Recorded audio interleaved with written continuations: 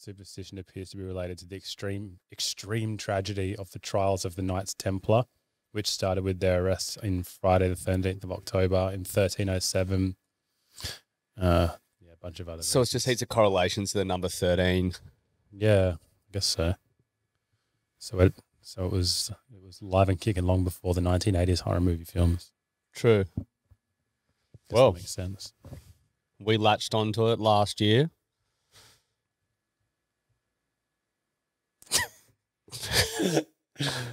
Yeah. Are you serious? Serious? What are you laughing for, Chris? What are you laughing for? Who the fuck do you think you are, eh? Not always say. What do you say, mate? You fucking piss. You heaving piss wreck. Who's that a quote from? Big thumb up the arse, Jimmy. And I'm like, this is who I am. And I'm like, I ain't no freak anymore. All right. Episode... Or Yeah, 4. Whoosh. we're in a post-design comp world now. We are straight on into... Lockdown, Yeah. pretty much. Fully. Yeah, dude, my... as I was telling you before, yeah, my jewelers are dropping like flies, eh? Yeah, savage lockdowns in New South Wales at the moment. Yeah, well... Is it broad or is it just Sydney? I don't know. Like to Newcastle and stuff? I think it is broad. I don't think it's just Sydney. Yeah, right. I could be wrong, but Yeah, so I'm going to, well, if I don't record this little clip prior, so this won't make any sense to anyone, but yeah, so our jewelers are now down to 1.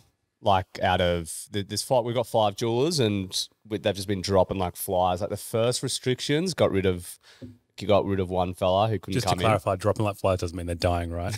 in. Oh, yeah. Sorry, yeah. Just talking about it so casually. Oh, they're dying left, right, centre. Yeah. No. They're all well and good. They just can't come into work. So we've got we have a team of 5 jewelers, and the first lockdown took out one fella. Then Again, he's not dead. and then the next restrictions, 2 other guys were brutally killed.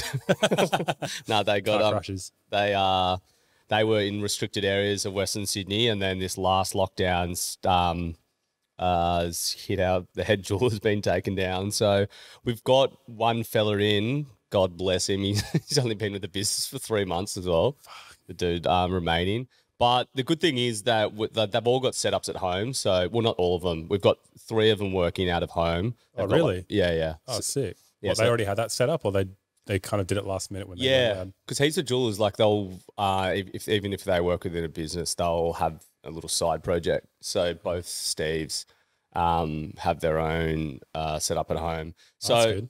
yeah, the only thing is, it's like kind of what half of our strength was before is just shown to be a big weakness in this sense. Because like we've got every one of the jewelers is sort of specialized in a certain way. So like someone might be, a specialized stone setter. Someone might be, more like they'll be more focused around soldering, like soldering components, things like that, which was like really good when everyone was under the same roof. But so it would never be one jeweler taking your piece all the way through. And now that when that production line gets, I guess, It's all fragmented now. yeah. So now there's just got to be, I guess, just the efficiency, like logistically getting the rings just all around Sydney before we can even ship it out of here is going to, I don't know, make things rough. But How do you even do that? Like if Steve 1 has to do something and then Steve 2 has to do something else to the same ring, how do you it's a ship fight. We're going to have to be sending them to everyone. like sending them as in Steve will just drop it off himself, or you're literally Nah. getting fucking What are you trying to do to me, dude? We're definitely not doing that. No, they'll be posting. fuck? Yeah, I know. So you're paying like postage like 5 times before you ship it to a customer. Yeah, it's a shit fight, but By the way, prices are all rising 100% in the next month. So yeah, and delays of 6 months. But it works all right. Or it doesn't work all right, but it's What a can you hell do? nuisance. But yeah, what can you do? At least we're functioning. Like having access to a global market just helps so much. It's been online, but yeah, imagine if you were completely like brick and mortar, as they say. yeah, I You'd be know. Fucked. Yeah, well, our Melbourne store was closed. Oh, I didn't Showroom. think about that. Yeah, just opened back up. But yeah. So look, I'm not even going to say expect delays because I'm going to try and crush it without needing to even add anything. But it's just going to be. Just be aware of what's going on. Yeah, it's going to be a brutal period for us. I think young Purdsy might need to get his mitts dirty again. Ugh, Yeah, I know. shit. Might need to get back on the tools. Yeah, right. So yeah, we've only got one fella in here. Shout out Danny, good man. Good on you, Daniel. But and then Dan. we'll it would be fine out. I guess if we had a 3-month period leading up until now, but we've just got so many like little exclusive runs coming up. We've got Friday the 13th next month, and that that's a massive day for us. So usually our team of 5 all heaving in studio, everyone working in here. It's someone Coughing on each other. Oh no! Wait, what? Coughing on each other. No. Spreading COVID. I'm saying like outside of COVID period, yeah. like when everyone's in here still, it's like it's even then it's still hard to get through the volume Yeah. because we do so many on that one day. But so having only one fella in the studio and everyone's scattered across Sydney, Yeah. woof, it's gonna be rough. Fuck, I guess like thank you lucky stars that it's not Christmas time. Imagine if it was Christmas time. I reckon it'll go that long. What do you reckon? I don't know. They said like what 4 weeks, so end of August, but they didn't say that was the end of the lockdown. They said that's how long it's been extended for. So who knows how much longer? What opens it back up in August? Do you know?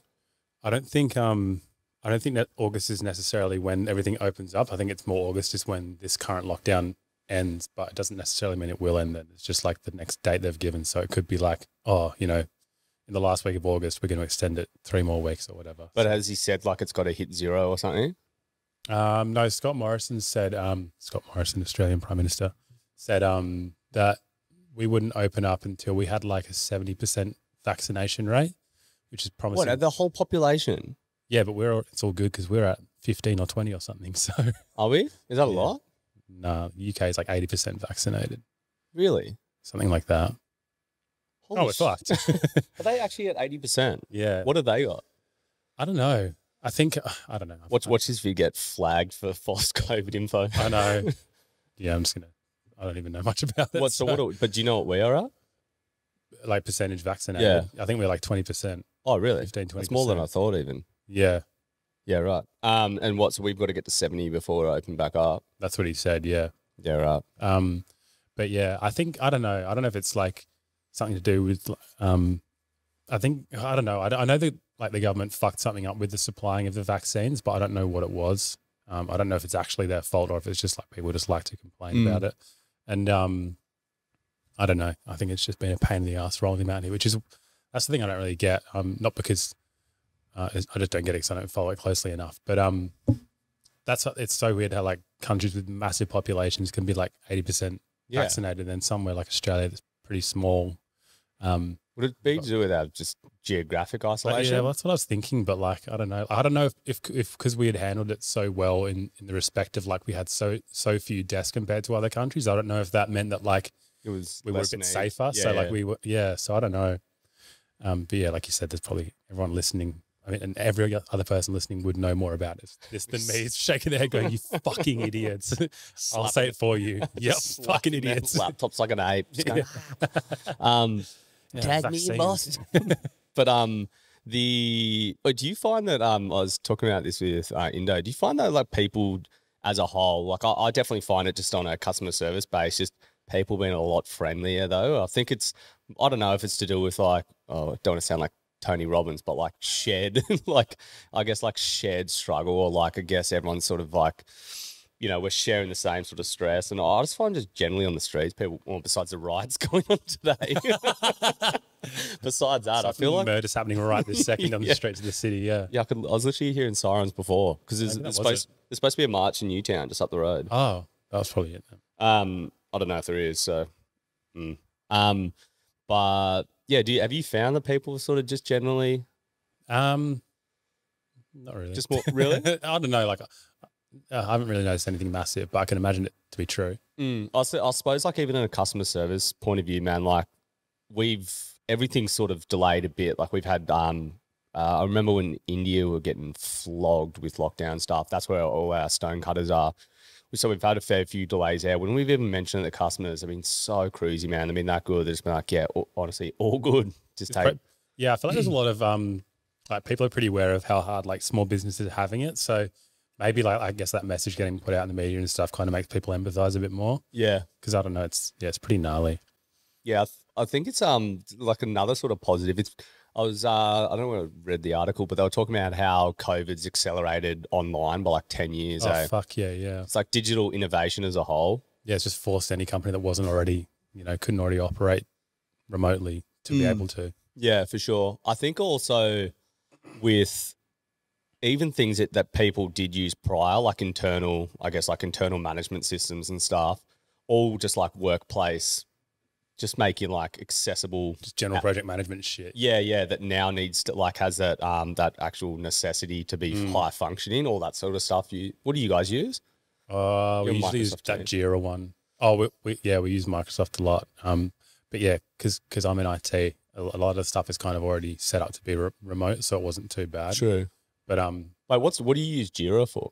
that's more like project by project. We'll use Jira. Like what I'd use Trello for? Similar. It's more like real in depth, like detail stuff. Like each project gets broken down into, without getting too much detail. Each project gets broken down into like different chunks. So each chunk, it might be like the user needs the ability to be able to use multi-factor or authentication or whatever that word is, and then it'll get broken down into chunks. And then you're really, break the project down into tiny little chunks, and then measure how long each one will take, and then you use that to quote like pricing and how long things will take, and then it shows like progress or show this much is done percentage wise, this much isn't, and it just lets you check. I guess that's the thing. It's like things like that take a lot of time to set up, because like that's what I find kind of weird about project management things, because like this is the subject everyone wants to hear about. if they weren't shutting their laptops before because of the misinformation about COVID, they're definitely doing it now. But I'm interested. I'll be listening. I'll be watching the YouTube video. I'm not even listening now. I've got my headphones off. I'm watching a movie. No, anyway, just like I guess what I'm trying to say is that like you can like hell over engineer things with like project management things. Like there's always talk about like, oh yeah, I'm just productivity, man, productivity, and like you over engineer everything. So you've got like a checklist to like buy a coffee in the morning, and a checklist to like turn on your computer and stuff like that. But yeah, anyway, I guess those tools are pretty good for it's kind of like Trello, but it's like Trello. It's more for UX and designers, isn't it? It's more just like it's more like IT projects in general, like not so much design. It's probably more, if anything, it's probably more like technical, like developer stuff. Yeah. But what's its easy use like though? Easy. Yeah. Yeah, like just like usability. Is it just like you don't need to be in UX or anything to use it? It's not really. To be honest, I mean, it's super customizable. So like you can really use it for anything. Yeah. It's super flexible. There's heaps of plugins you can download and shit. Yeah. So whatever your use case is, there would be a way to be able to tweak it and make There's sure. so many programs like that now that so I got to pull that sucker up, Clay.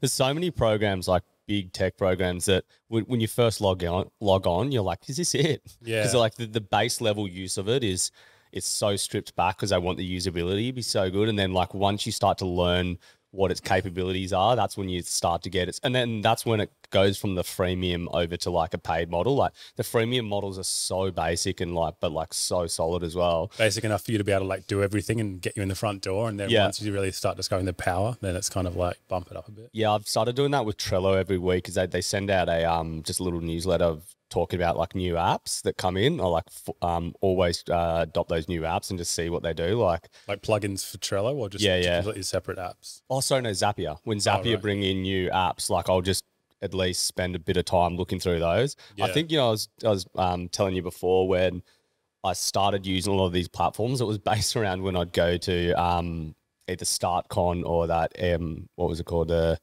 Online retailer expo, and like the biggest stages there, that's why I started using Zapier, because I had this massive setup right at the front door when you'd walk in. And when you go and ask one of those tech nerds like what it does, is they've just got some real like just real punchy like 6-word sentence. They'll give you something like, we just make work easier. Yeah. for you're like, all right, that's what I've been looking for. what do you actually do though, man? I hate Like, that stuff, eh? oh man, the tech terminology stuff is so annoying. I think he just says we optimize workflow. I'm like, all right, mate. When I log in, what do I do? Yeah. How But will this help me in detail? Yeah, so they're so trained for those like little pitches. But then yeah, I forced myself to use Zapier, and it would be the last program I'd nearly even shift from Shopify before I'd get rid of Zapier. Eh? Yeah, right. So like when actually, let's tell the audience what these things actually are, because we're just Yeah. rattling off app names. So Zapier, Jira, or Trello, Zapier and Trello. So what's Zapier, Perds? So Zapier is like marketing automation. I'm one of those guys now. So what essentially That guy was me. So what it does is like it will link up two different platforms. One will be a trigger and one will be an action. So like Shopify will get an order and Zapier will tell Gmail to email that customer. So yeah, just it changes your like way of thought. Like whenever there's a new project to do or a new step in your process, you'll automatically think, oh, there could be a Zap for this. And like when you create them, man, like it literally feels like you've just got an employee working for free. Like I created one the other week, which was every time a new custom, like a bespoke order comes in, Zapier then tells, you can do so many, it tells Trello to create new cards and assign our designers onto that card based off like certain metrics. It'll say like if this is a custom engraving or if it's a complete bespoke. So it can differentiate between different types of products. Yeah, yeah. Is that because it's like a different collection in Shopify or whatever? Or is Yeah, it you like- just add a filter in Zapier, and if it's filtered by a certain title, then it'll go down to bespoke. And then also on top of that, you discover new apps that are on there. It's got Upworks on there now. So Really? yeah, so it creates an Upwork group and creates all of the information based off what the customer put in, and that's working while I'm asleep. Like that's just what I love. It's just like that will just constantly be ticking off. I think I do like 20,000 zaps a month. Fuck. And you were using that for like what, 6 years or something before you actually even paid for it? Yeah, well, probably not that long, but yeah, I was for what I was getting at. Like the freemium models with platforms, with like tech platforms now is so big, and the second they do ask for $1, you're so willing to spend it. Yeah, yeah. Because I think I pay them like $350 a month, and it's honestly like I've got 4 or 5 employees working at just dog shit rates. That's actually quite a lot, $350 a month. Like obviously Yeah. way worth it for what you get out of it. But for like $350 a month sounds like a lot for a subscription. Yeah, it probably is. Like, Is but that just like the normal plan, or is that like the biggest? no. Oh, no, it's not, no, nowhere near the biggest, but you could get probably 5,000 zaps a month for free. Yeah, right. So I think, yeah, you're allowed up to like 10 zaps, as they're called, for free. But yeah, Zapier would be probably one of the most important ones that I use. I think I'd literally probably change Shopify before I'd get rid of Zapier. Like it's so important. But Shopify is obviously the platform you're on now. If people don't know. yeah. So I first started with Big Cartel. I remember that. Yeah. Are they still around? I don't know. Look it up. I'd be hell keen to know. Did you go on Magento for a bit, or you never did? Yeah, I'll tell you about that. We're actually at work. We're actually moving a lot of customers off Magento onto the SAP e-commerce thing. Do SAP have an ecom platform? Really? Yeah. Yeah, dude. Cartel's still I around. think Magento is like notoriously dog piss, eh? Is it really? I've heard a few people joking about it, like tech jokes. There's someone like I was listening to a podcast with that Lewis Morgan fella, and they were bitching about Magento. But yeah, so I went from Big Cartel over to Magento. Essentially, it's completely open source, which I thought was just like Magento. yeah. So I just thought that was my ticket to do what I want. But what I wanted to do was just such basic e-commerce stuff.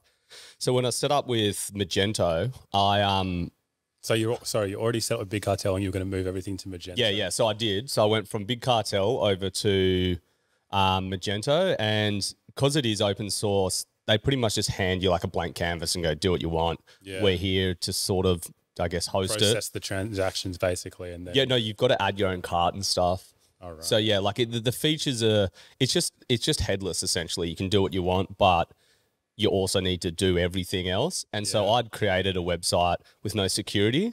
And this is when, obviously, you know this story, but towards the end of, I can't remember, it was like 2018 or something. So I was on Magento, and because I had no security or anything, things that I took for advantage, took for granted. yeah, took for granted Took advantage of.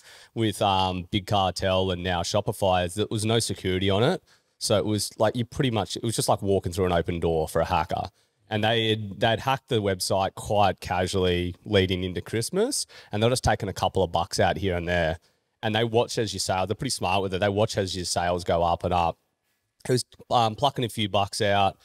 And then during the Christmas period, I was just like, fuck, my bank account's low. I was like, this is the one like part of the year, kind of bankrolls my whole year, making cash around Chrissy.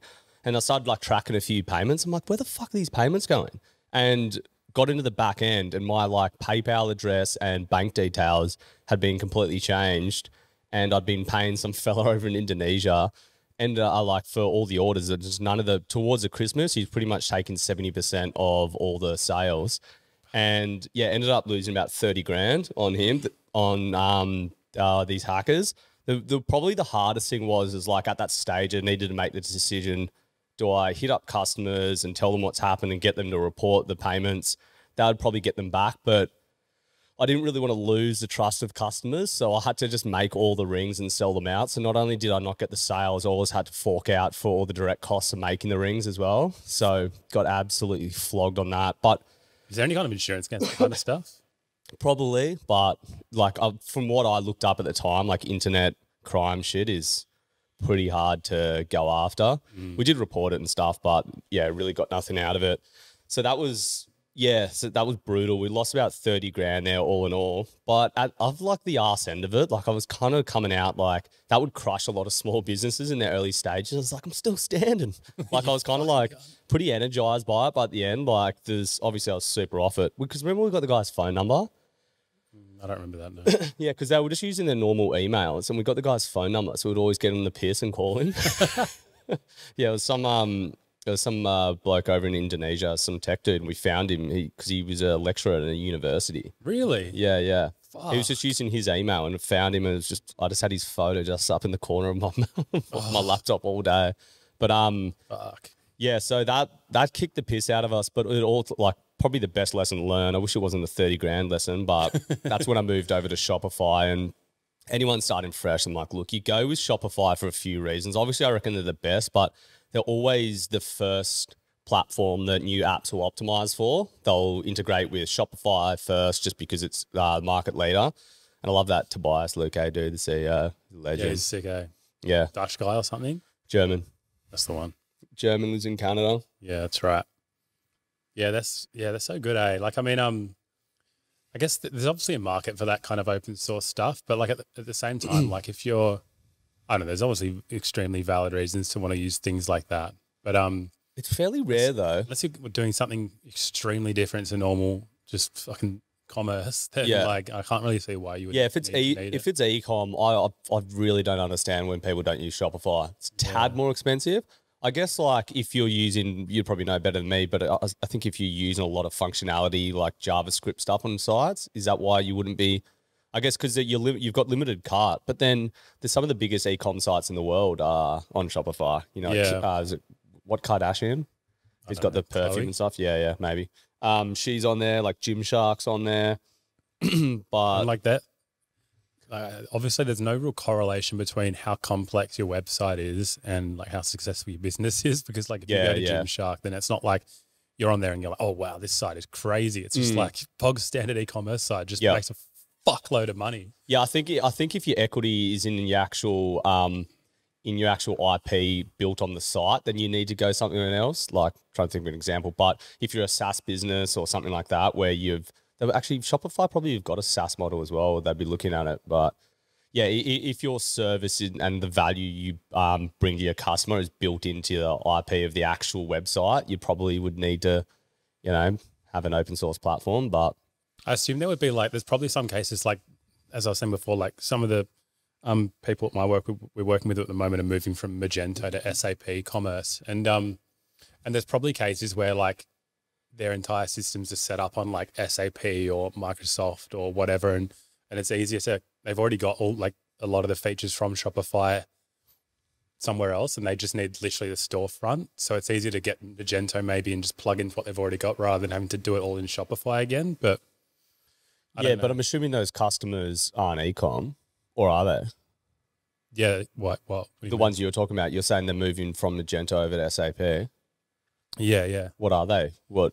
Like there's a few automotive brands like Autobahn, Oh, really? were on. Yeah, right. Actually, they might have been on SAP before as well. I can't remember, but there is one we're working on now. Another brand similar, Autobahn, that's moving from Magento to SAP. Right. So because like SAP has loads of like different modules and whatever as well that would manage like Accounts and yeah, like the finance side of things, like like inventory management, things like that. And I'm assuming like for a big business like those ones, they probably need like really complex tools to manage that kind of stuff, whereas they wouldn't be able to do that in Shopify. Yeah, Like they would have entire departments doing finance and shit, and Shopify probably wouldn't cut it. So maybe there's cases like that, but all right, so should we dive on in? yeah, actually no. So what was the no? Fuck, we just went on a massive tangent, but maybe What's we the can edit point of some of this? that out. But so you were talking about Zapier, Shopify, and the other one you were talking about was Trello. Trello. Let's just Yeah, maybe yeah. consider we might edit some of that out and then just say Yeah. So Trello is what we do a lot of our project management on. It's similar to what you were saying with Jira. It's kind of like, dude, to be fair, it's worth training nerds on how to pitch it because it is actually hard to describe. Because I don't it's just- really understand it, to be honest, either. Like I've Really? used it and I've like I don't really get what, like I know how you use it, but I don't really get why it's so popular. There's obviously a Yeah. really reason it is. No, that's like how I first started. I was thinking the exact same when I landed on it. You kind of, because you realize how powerful of a tool it is, you think that you're going to be looking at an over complex system, but you're not. Like it's got boards, lists, and cards. At its like very core level, that's all it's got.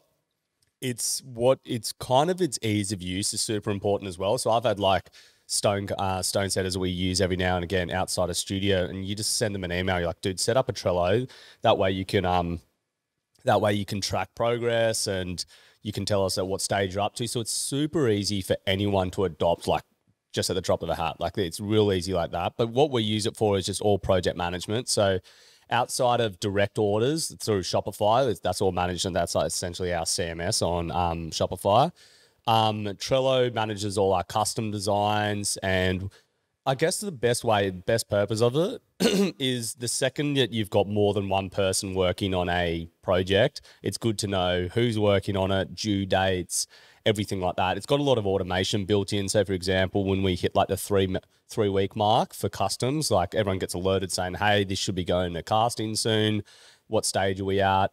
So you can, like, once you set like a card up, you'll assign different, I guess, designers or jewelers to it. So I don't know. It's very basic at its core, but it's what you can do with it. It's just super powerful. Like it just goes on and on and on. You add more and more apps to it. And so for us, we just use it for internal management. So my jewelers know what they're working on that day, and work with all the designers know which designs they're working on. You can add due dates, and yeah, I don't know. It's So it's not catered towards any particular thing. Obviously, it's just super open-ended, so Yeah. anyone can make their own use out of it, rather than being obviously it's not targeted towards jewelers, but like yeah, so it's just like so Monday.com, that would be like its other rival. It would be like yeah, I think they actually rival it with Jira as well. It's really, I think they've kept it a little bit more vague so any industry can adopt it rather than, I guess, specialize into any industry. But yeah, yeah, right. that's a super powerful tool. But So what's like an example of like when you say you use it for your custom designs, like give a specific example, like a workflow that you would go through? okay, so for example, when we get a custom order, all of our orders go through Zapier. So when Shopify receives an order, Zapier is alerted that that's a trigger. It's like, hey, you've got to do something with this. If it's a normal order, it'll get entered into like a normal order flow, and then there will be just like a bunch of emails sent telling them, how to track their order. If it's a bespoke ring, Zapier will tell Trello, hey, create a card for this customer. They've got a custom ring and they've made up. That'll land on a list in our Trello board that'll say, I don't know, Nick Baxter's just ordered a ring and then it'll have all the details there. And if it's a bespoke ring, it'll add one of our designers, be like, hey, here's a new order. And it'll create an Upwork group for the designer to start, building that essentially.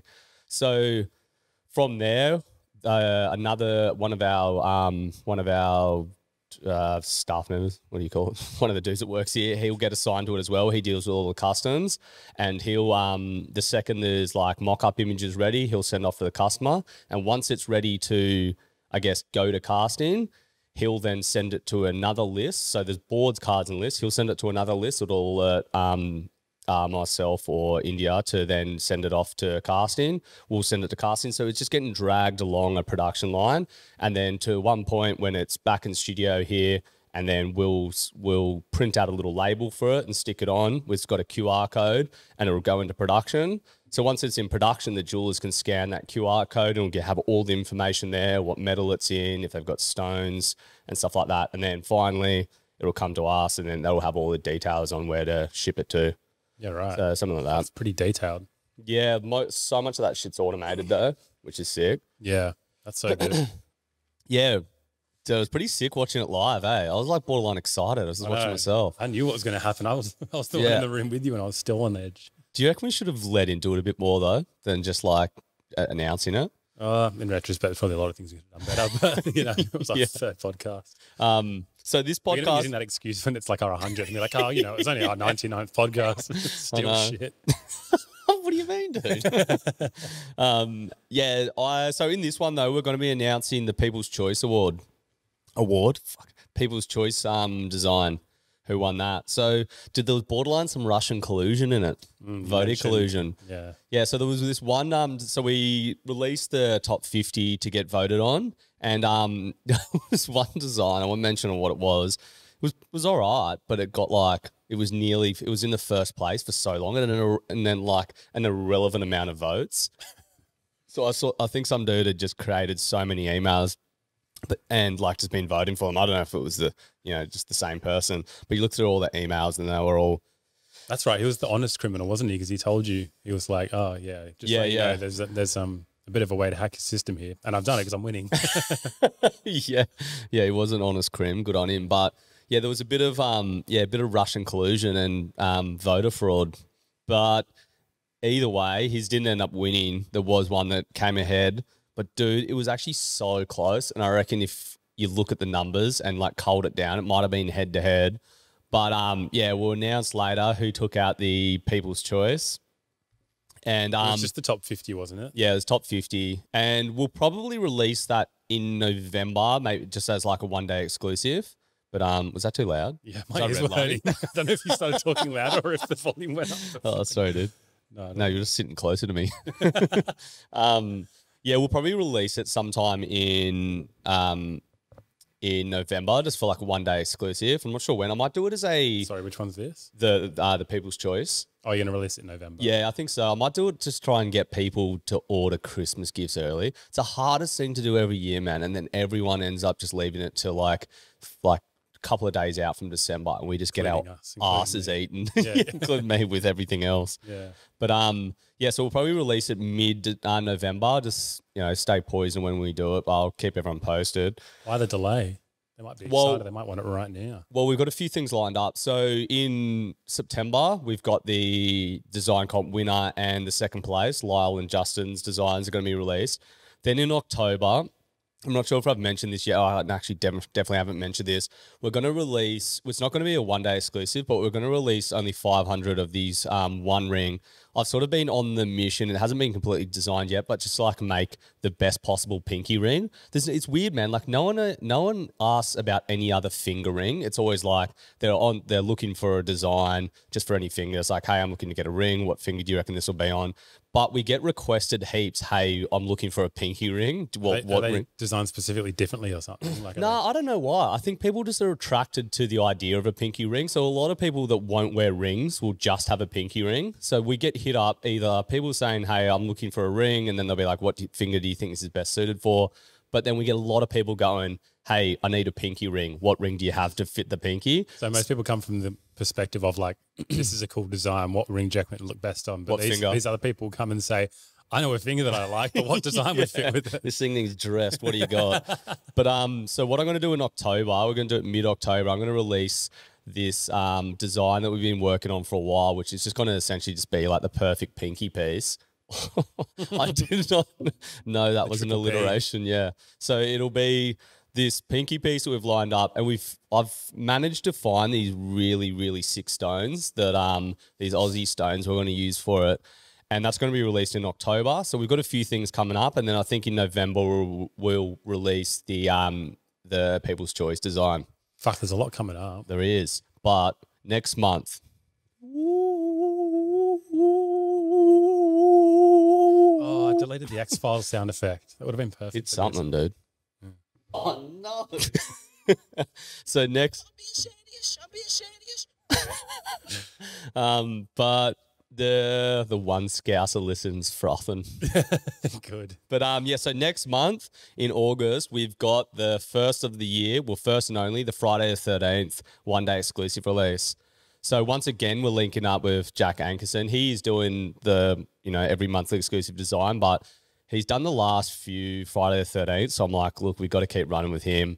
The design is sick. Who's he? Give us a little background on Jack. So he's Swedish tattoo artist, and he's the one we're doing the monthly exclusives with. But then we did the one-day exclusives, the Friday the 13th, with him last year as well.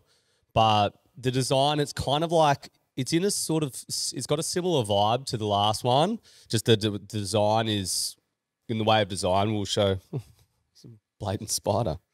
Ugh.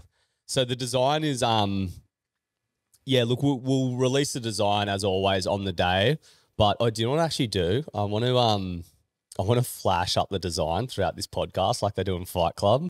Dude, how good was that? The Bondi Sculptures by the Sea thing we did.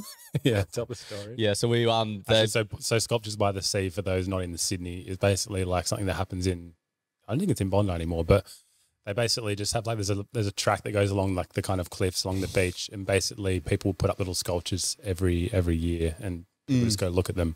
And one year you yeah, continue. we went to Sculptures by the Sea, but then we wanted to like put a sculpture in. So I just bought like a can of tuna and a whole bunch of skewers and cracked it open and just chucked in the skewers and just sat it on this rock next to like a little just a little stand with a number on it and put it there and just stand back. And I was like, I wonder if anyone's going to think this is a sculpture.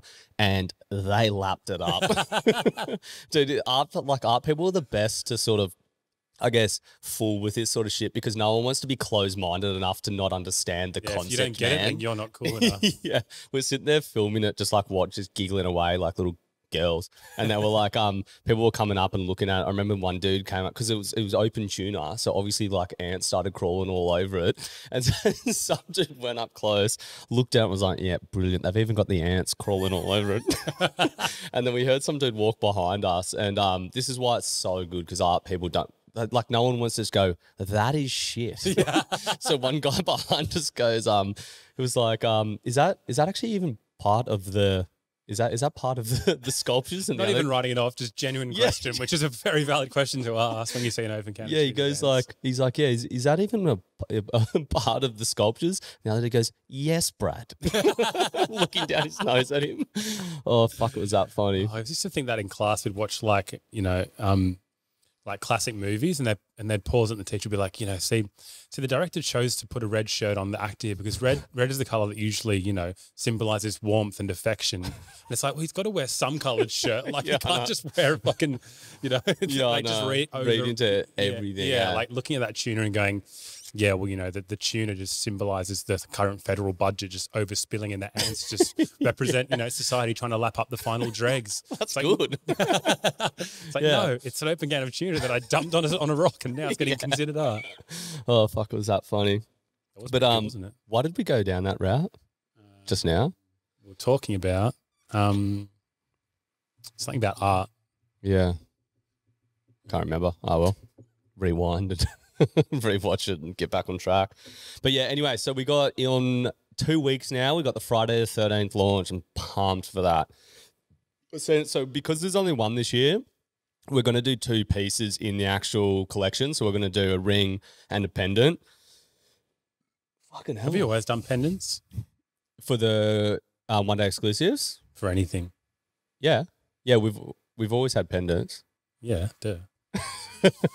Yeah, no, we're slowly building out the pendant collection a bit more, but just for this Friday the 13th, we're going to do 2 pieces. 2 pieces. There's a ring and a pendant. The pendant, I reckon, is going to rip. It's so sick. Is that the one you sent to us? Like, No, you wouldn't have seen it yet. ooh, Yeah. I know. It's juicy. But so we got that launching in 2 weeks. So that'll launch 9:30 in the morning on Friday the 13th, and it'll go for 24 hours. Dude, like these are the times when I started doing these one-day exclusives, which are essentially just like a condensed version of the monthly exclusives. Like the reason we do them is it sort of comes back to our entire brand ethos of giving the piece a defined age or a purpose. I think it's kind of cool as well to think that people all like throughout our community getting like, imagine bumping into someone on a night out who was present enough on that 24 hours to buy that ring. Like, I feel like you can't really have purpose in a ring. And like, I know I get a bit too like romantic with the whole thing of, you know, giving real significance to the ring, and where a lot of people are just buying it for its aesthetic value. But I just love the idea of something being sold for one day only, and then its significance starts on Friday the 14th. For everyone, for every single ring that we produce, the age starts from Friday the 14th. You know what I mean? Yeah. And I guess there's like, it would frustrate me, I think, if you've bought a ring that starts to mean a lot to you and you can still stroll down and see it sold in a window somewhere fresh. So that's why we like to give it that like defined purpose and defined age.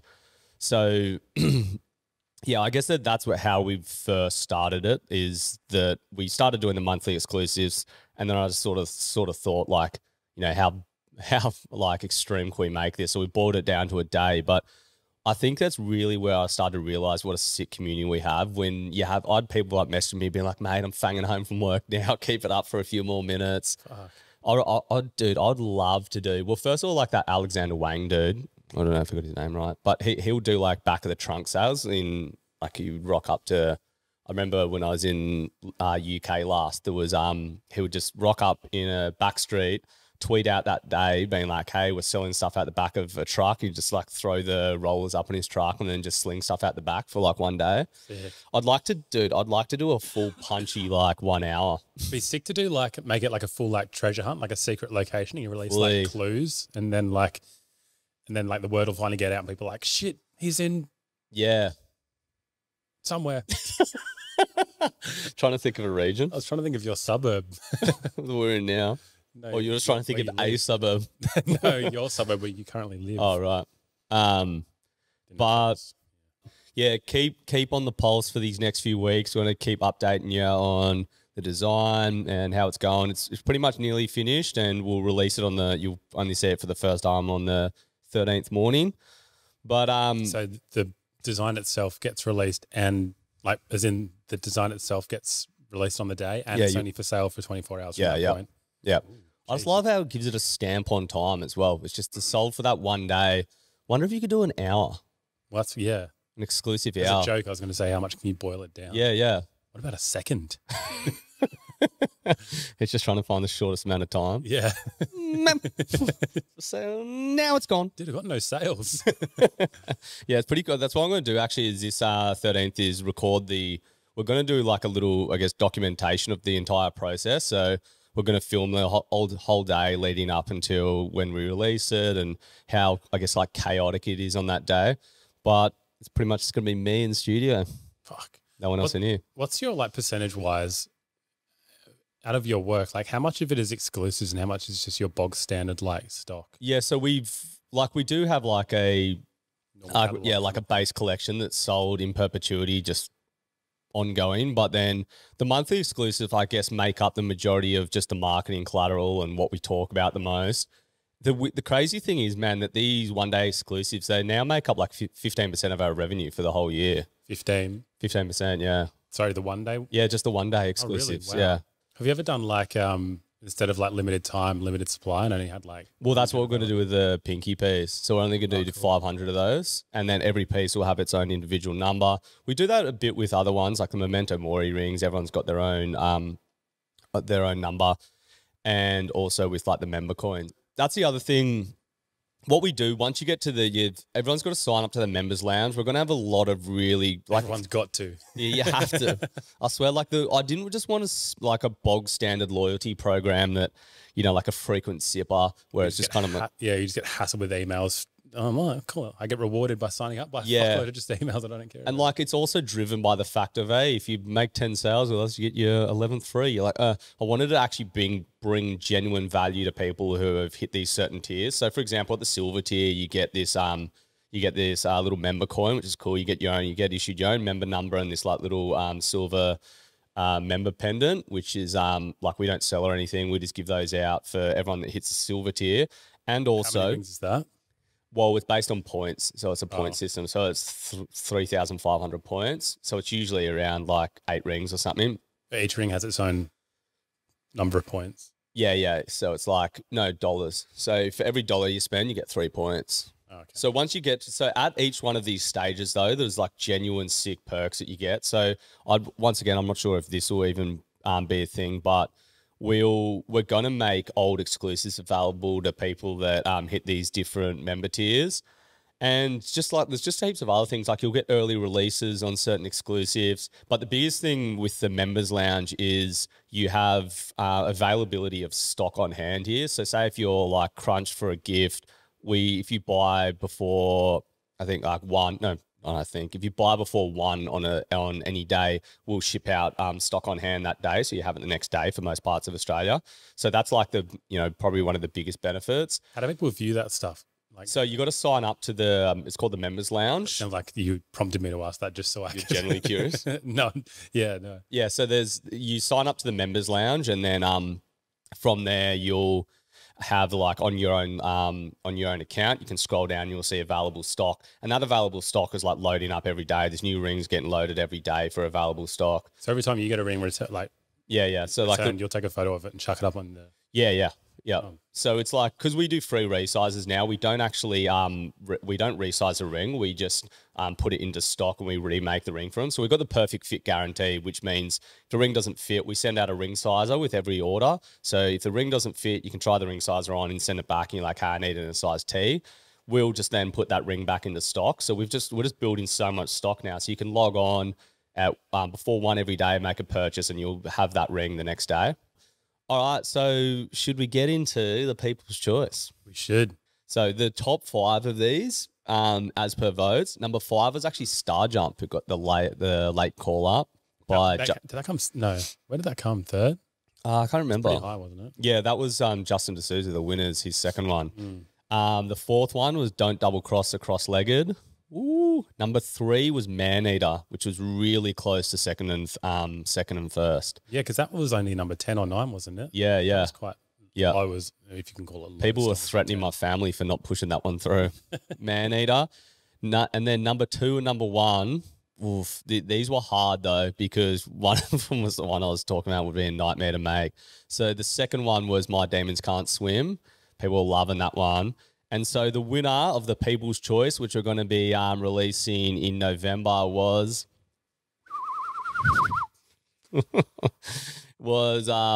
Half-Life. Wee. The one I've been harping on about every episode. Yeah, I'm super keen to see this one. I was somewhat like, I know I could have pushed it through to win the whole comp, but I was sort of keen to see this one made, and I'm super amped that people are keen to see this one made. It had a full cult following, this one. Like I was getting friends message me just going, mate, Half-Life has to win. I think it was cool because people understand what it's going to be like in the ring. I think what I really liked was the high polish on the face contrasted with the, the really rough, deep, like anatomical skull will look sick. Yeah, that's what I like because I don't know fuck all of your jewelry, dude.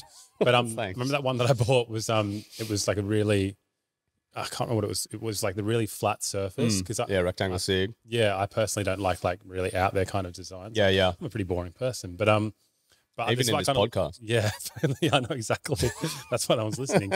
But that's why I like this one because it was kind of that contrast. Yeah, It had a little bit of edge to it, but it was also like Yeah. half polished too. So it's kind Yeah, of like I am a little bit crazy, but not too crazy. Yeah, for sure. It gives a nod to our brand style, but keeps it like, I guess, in a traditional oval signet. Dude, this dude's friends with Justin D'Souza and Connor. They've just got some little fucking clan going on. They're just Oh. practicing all year. Yeah, this is sick. This will be such a good design. I'm super keen to release this. The high polish on the side with, well, I've just said that, but yeah. So that's the People's Choice. I'm probably going to release that in, like maybe mid-November or towards the end of November. We'll do like a little one-day exclusive for that. So, yeah. Yeah, so Half-Life by Dion de Cruyff. I don't know if I'm saying that right, mate, but yeah, that's the winner of the People's Choice, and we're going to be releasing that in November. People are foaming on this one, so I know this will crush. Is that like a 1 month? Nah, I'll just do it for like a little one-dayer, a little one-day hit out, little 24-hour stint. Yeah. And Also, a couple of people asked me about the intro song. That's Le Shiv. Oh, yeah. Yeah. So our intro song that's playing before is An hour ago. it's Le Shiv. So the weird little connection to that is the guy who's the lead singer for that band is Jake Voroshan. He's the fellow that we did the one day exclusive for back up in April, the Crooked How It Sucks one. Yeah.